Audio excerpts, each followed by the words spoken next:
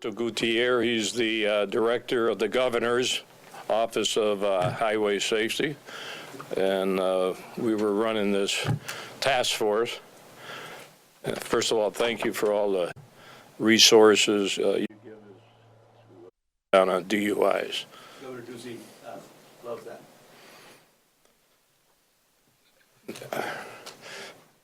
This is turning out to be a very bizarre investigation. As you recall, Saturday morning around 2 o'clock, one of our deputy sheriffs, Deputy Wisda, 39 years old, stopped the vehicle during the DUI task force investigation, and a suspect drove by. Our deputy had to quickly think fast on his feet, and to his knowledge, that vehicle looked like a Cadillac. He was shot multiple times by the person or persons in that Cadillac. We conducted an intensive investigation. I recall I spoke to the media, I believe, twice at the hospital on 2 different occasions. I did make some remarks that I'm not going to take back. It's been publicized. When I said he's whoever did this, shooting one of our deputies, I look at that as a scumbag, as a coward, and that he should surrender. That goes back a few days. Doing our investigation, utilizing video and surveillance by our sheriff's detectives, led us to a apartment or condo last night. Our detectives, because of the surveillance of this Cadillac, which was spotted, they were able to locate the residence. Detectives, 3 of our homicide detectives went into the house, talked to a suspect who pulled a rifle and killed himself before we could talk to him further. We called the SWAT team in, not knowing who else was in the house or what the situation was. He had a roommate that ran away. That roommate was located. We don't believe that he had anything to do with this situation. Guns were seized in the residence. I can't say too much right now because we're still in the process of investigating evidence that's in the apartment. So we're not done yet. There's always that opening, do we have the right guy? Strange twist. Another of our deputy sheriffs pulled him over for DUI, brought him to the DUI command center, processed him. He was sent home in a cab, took his vehicle, not the Cadillac, and then about 4 hours later, the suspect drove by and shot our deputy multiple times. We have some surveillance information that shows that he may have been casing the command center of this DUI task force. So this is very bizarre, strange, dangerous. If you go into his social media, which I don't want to explain right now, you'll see guns talked about. Right now, we're trying to recover all the evidence in that apartment, remove the body. And we feel not 100%, but we feel we may have the right guy. But we're still having an open investigation and follow every option to make sure that there's somebody else out there, or whether he has an associate. But once again, I mentioned bizarre. Here's a guy. I'll give you his age. I can't give you his name until we notify the next of kin. But he does have a criminal record, 51 years old. And the sequence of activities, as I say, is bizarre. When I went public the first time, and I generated maybe some controversy, when I said there's a war on cops, I think this personifies what I'm talking about. I'm only surmising. I can't talk to the guy. He's dead. But when you put the pieces together, here's a guy, the way I look at it, was very angry that he was pulled over by a deputy sheriff. And then 4 hours later, he shoots another deputy sheriff, ambushes that deputy sheriff. And this situation is occurring around the United States when I say there's a war on cops. Fortunately, the deputy has survived. The suspect is dead. Took his own life. Shot himself in front of our deputy. Could have killed our deputy, but he took the other route. So in summary, we're still looking at this investigation. We're not done yet. Putting the pieces together. Maybe we can get more intelligence as to the mindset of this person. So it sounds like you're saying you guys strongly suspect that this guy, after he got arrested for DUI, shot at this officer. But it also sounds like you're saying you're not 100% that this is the guy who shot the officer. Is that correct? I just want to be able to, because you said it's not 100%. I said from day one, this is a very, very difficult case. No witnesses, no evidence. But I have to commend my detectives through surveillance, video surveillance, surveillance in vehicles, tracking this car that our deputy that was shot got a quick glimpse of that vehicle. That vehicle took us to that residence. Sheriff, in talking about that and going over that surveillance video and everything, your deputy was shot just literally feet away from where this person lived. I mean, he literally lived on the other That's side right. of where your deputy was shot. So basically, he could have been hiding under your nose this whole time until your surveillance proved that he lived there. Is that correct? Well, that's right. I mean, you're right. Where he shot the deputy, not far away. Probably you could throw it probably as close as you are to me.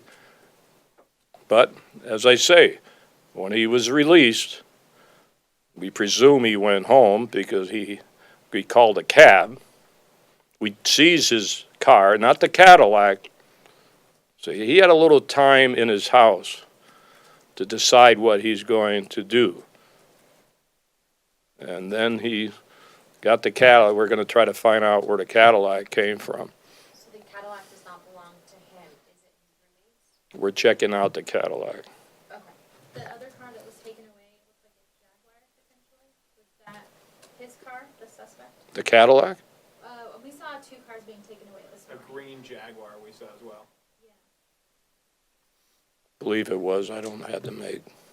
And so then you're not sure who is the owner of the Cadillac? We know he had the car, but we know he was arrested. We know he was taken to the command center. We know we took his car. We seized his car. You say Jaguar, whatever it was. We know we got a cab for him to take him home. We had to surmise that he went home. 4 hours later, he's driving by our deputy that pulled another car over pursuant to the DUI operation, and he starts firing at the deputy. The deputy who he shot at had nothing to do with the earlier DUI arrest. It was another deputy sheriff that pulled him over earlier. Of course, it was dark. You know, deputies have the same uniforms. There aren't many law enforcement agencies that wear brown. I think the only one left is the DPS. And the deputy's lights were on. He knew it was a police vehicle.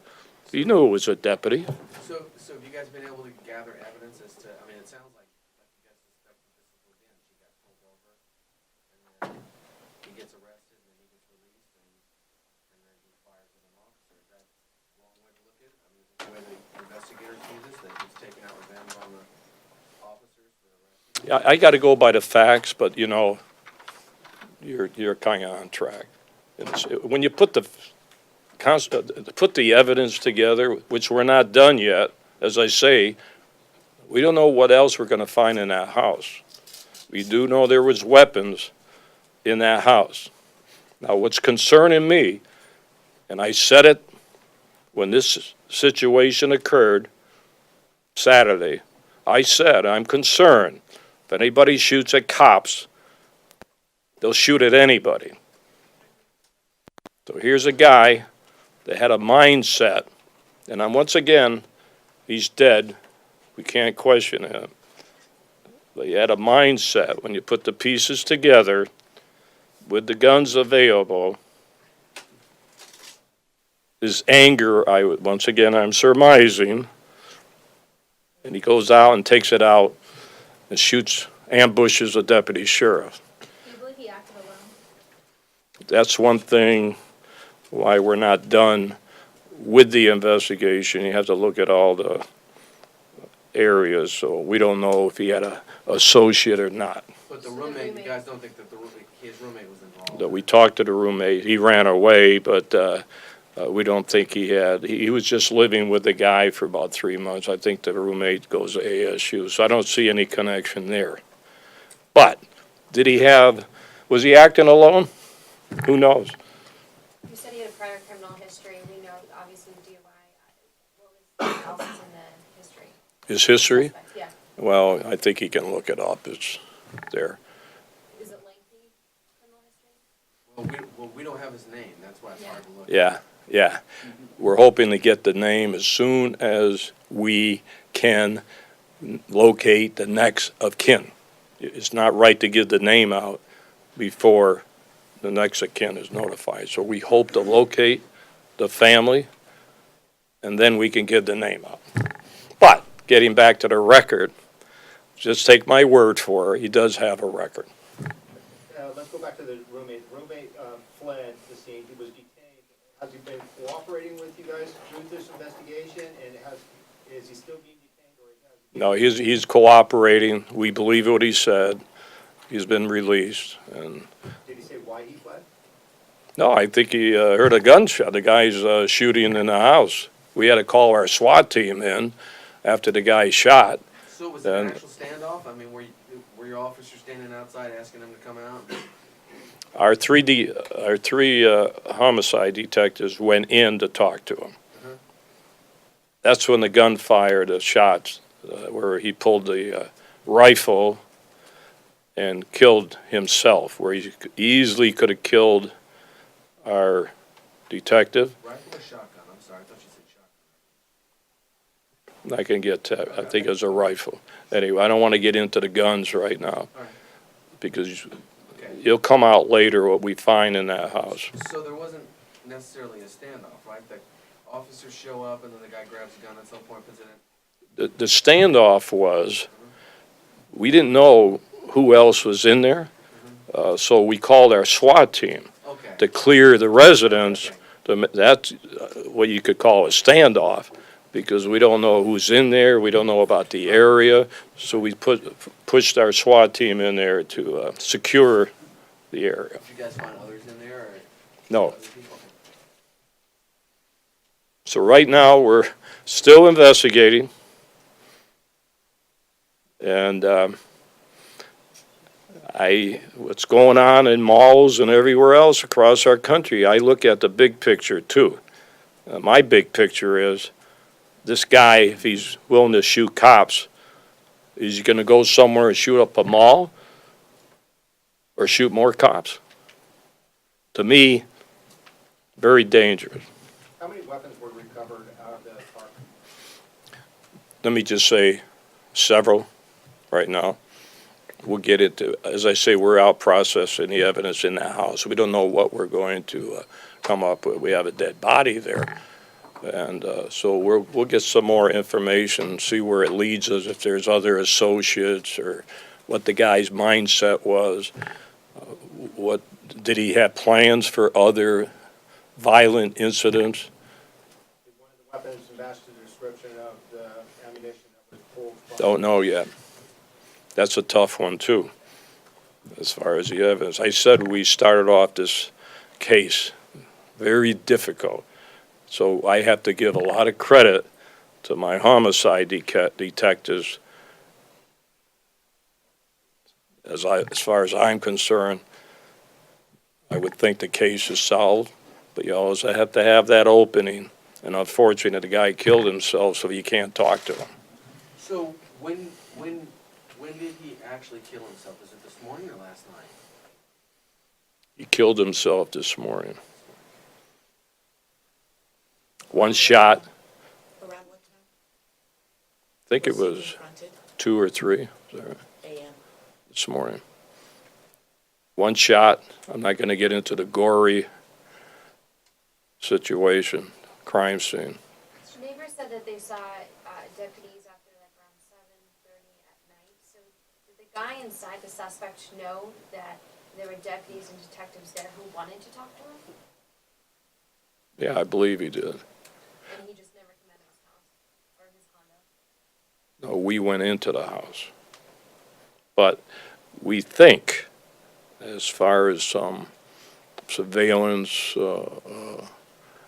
video type surveillance, we think he was casing. I believe he was seen around the command center.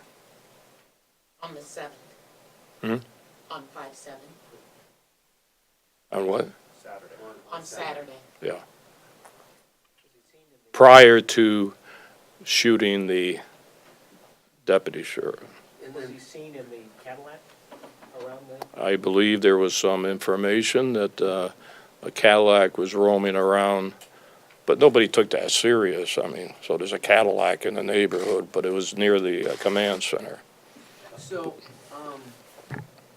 your guys end up looking at surveillance footage of the area and then trace the car, Cadillac back to the apartment complex? That's You right. guys Yeah. got That's what led us to the house. And he kept the Cadillac at the apartment complex?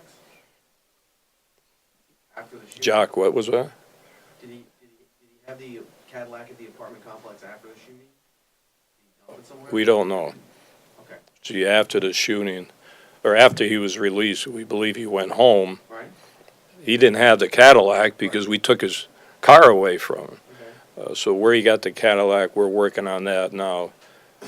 And, but we did spot the Cadillac and followed that Cadillac and led that Cadillac to the house. Did the deputy have any, like body cameras on him or cameras in the vehicle that helped you guys find this Cadillac? Deputy did not have a body cam. What about the vehicle? No. Why was that?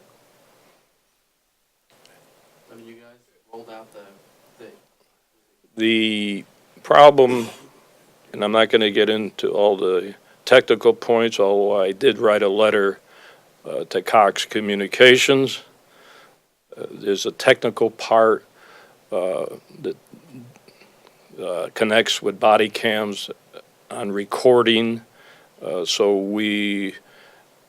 he was part of that task force, and we didn't have that type of technical equipment in that area. But that is being corrected, and we'll get it done. Do you have anything to say about this possible shooting suspect killing himself after shooting? What I have to say about it? Yeah. Well, I'm glad I hate to be morbid, but I'm glad he killed himself and then kill our deputies. I have to give him credit for that. And I said from day one, he should surrender and be a man. Look at my comments. And that's the way I feel. You don't go around shooting cops. Too many of them being shot at. Assassinated. I don't call that an assassination. I call it an ambush. And if you want to use this for an example, I just gave you a good example. Fortunately, the deputy is still alive. But this, once again, shows people going after cops for no reason. The cops are trying to do their job. This is a classic case of what I'm talking about. And the public in Washington better get with it and start defending our cops instead of going after them all the time. That's my comments. You can shove up to the White House if you want. Talk about the deputy that was hospitalized. The what? Your deputy from Saturday, he's out of the hospital. How's he doing and how's his family doing? Well, I'll tell you, he's doing okay. He's not done yet. I'm not going to get into medical procedures that are still in the future. But how would you feel? How do you think law enforcement feels when they're shot at? You don't catch the guy, and that guy is still roaming around, and the deputy's name is in the paper. Do you really think maybe the guy may go after the family or go after the deputy again? So I hope 90%, it puts closure for the family of the deputy. And let's hope that this doesn't continue going after cops, killing police officers.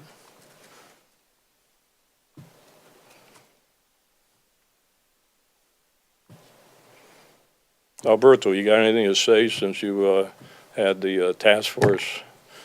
You gave us the money. Come on. He's in charge of the governor's Office of Highway Safety, and they do a lot. They give us overtime money. Quite a bit in equipment. And equipment.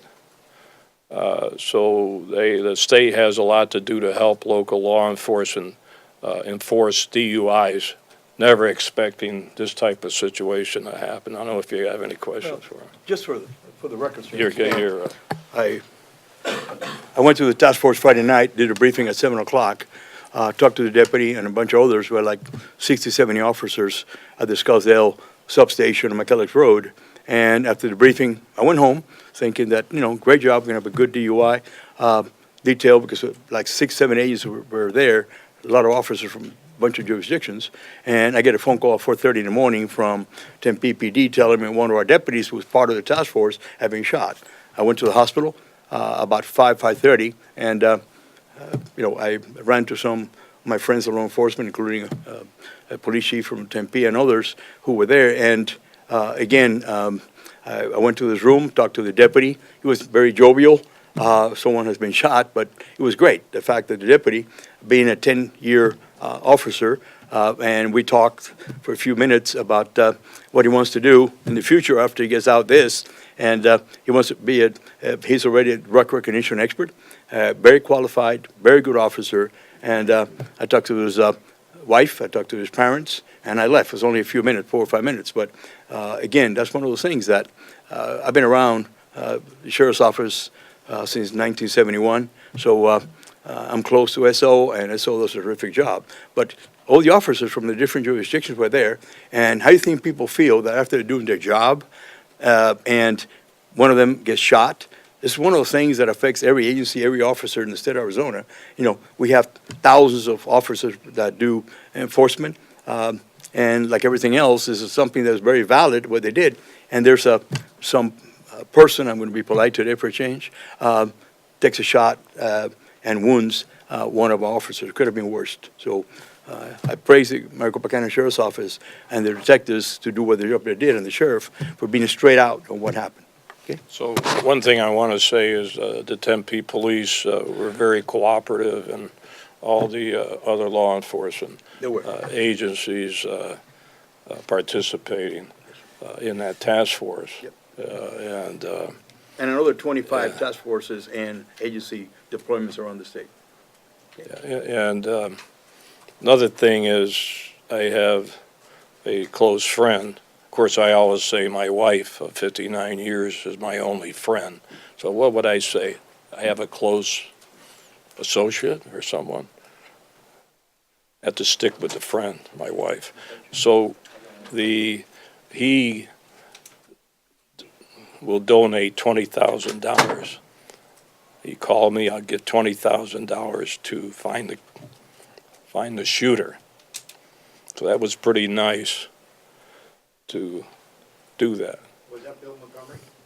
No, this is a private citizen friend of mine that initially came out with the 20,000.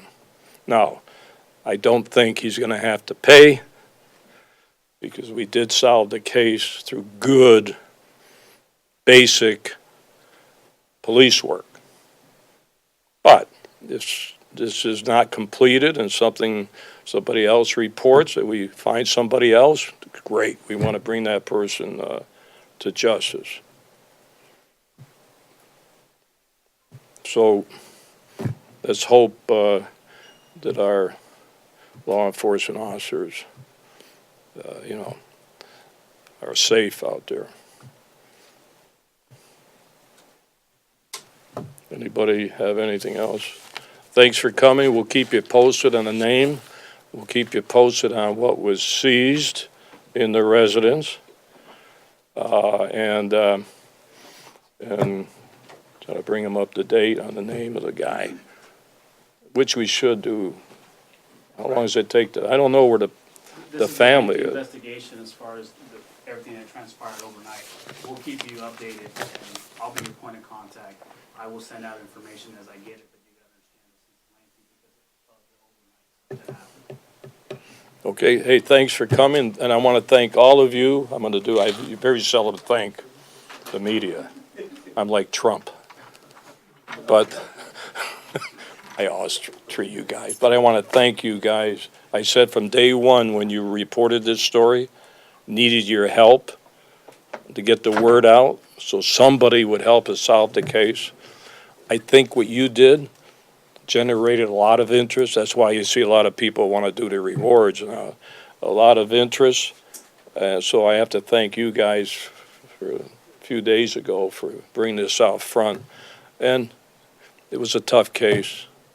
Unfortunately, it's ended in a sad situation. You don't like anybody killing themselves and that type of thing. But I'm just happy he didn't kill our deputies, and our deputies did not kill him.